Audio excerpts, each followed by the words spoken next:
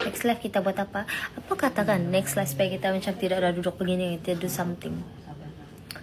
Sambil jual produk lah juga. I mean, kita buat aktiviti, kamu rasa okey kah? Ya. Mungkin boleh ikut kami macam futsal kah kan? Kami Jack. Masak-masak lagi. Masak-masak lagi. Ke korang nak kita bersukan? Korang pilih.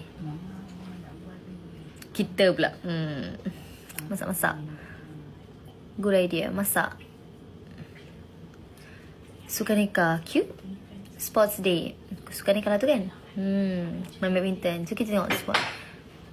Masak dengan YB. So kita tengok mana yang. Ke bila ke buat poll dekat ni. Kita tengok. Kan betul tak ni? Kita tengok mana orang pilih. Nak kita pergi ke kan? Nak pergi ke theme park ke? Bowling? Badminton boleh. Camping. Variety show. Camping pun. Camping sambil masak-masak. Glamping. Nil pun bagi idea tu. Cerita Korea sangat tiba. Aku dah pilih Korea. Nak itu siapa Bella? Orang komen. Nak itu siapa Bella? Naim tu biarlah rahsia. Jangan. Diorang macam fikir Naim tu kawan YB juga. Kita semua kawan-kawan. Campfire. Glamping sambil masak-masak. Okay, so betul glamping camp night. Buat unggun api. Lepas tu bila main gitar. Tiba. Astaghfirullahaladzim bihir. Itu macam okay kan? Korang setuju tak yang tu? Macam just setuju tak?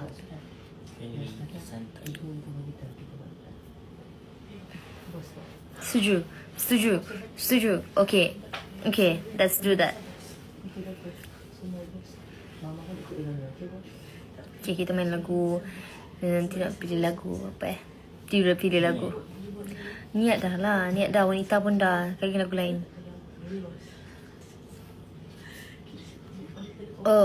Okay, tahu lagu apa nanti kita nyanyi. Okay, Iron Man dah nak Iron Man. Nanti keluar kat M-Star roti kaya bulan. Trauma kita. Okay. Jack dah survey tempat. Serius lah. Ya ke? Tak tahu. Ya je korang. Ni bila call Jack. Kau lebih betul.